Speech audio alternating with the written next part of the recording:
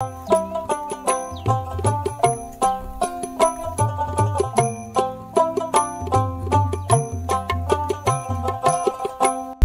আলাইকুম বন্ধুরা, আমি এখন বর্তমান নওগাঁ জেলার নিয়ামতপুর থানার পানিশাল গ্রাম থেকে ভিডিওটা করতেছি। এটি হচ্ছে আমাদেরই গ্রাম।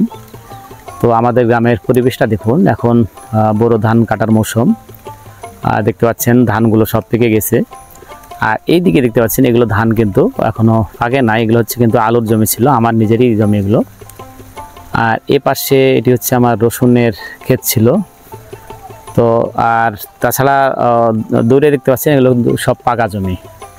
এই সাইডে দেখুন পাকা ধান। তো ধান কাটা চলতেছে, আর এর মধ্যে কিন্তু আকাশ প্রচণ্ড মেঘ ডাকতেছে। হয়তো দু একদিন পর আবহাওয়া পরিবর্তন হলে ধানগুলো কাটা হবে। আর এগুলো দেখতে পাচ্ছেন আমার আমের গাছ, দেখতে পাচ্ছেন আম ধরে আছে। তো আমের পরিমাণ একটু কম।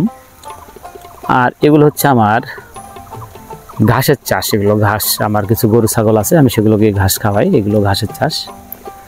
তো এক কথায় আমাদের গ্রামের যে দৃশ্যগুলো, এটা আসলে অনেক সুন্দর। যারা আপনারা শহরে থাকেন নিশ্চয়ই এই দৃশ্যগুলো আপনারা মিস করেন। তো আপনাদের অবশ্যই গ্রামে আসা দরকার, গ্রামের দৃশ্যগুলো দেখা দরকার।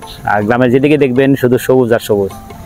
এই যে বাঁশের এখানে মাছ ঝাড় দেখতে পাচ্ছেন, আর এই যে গাছপালা, এগুলো কিন্তু আমাদেরই বাড়ির গাছপালা। সামনে নারিকেলের বাগান। এক কথায় অসাধারণ দৃশ্য।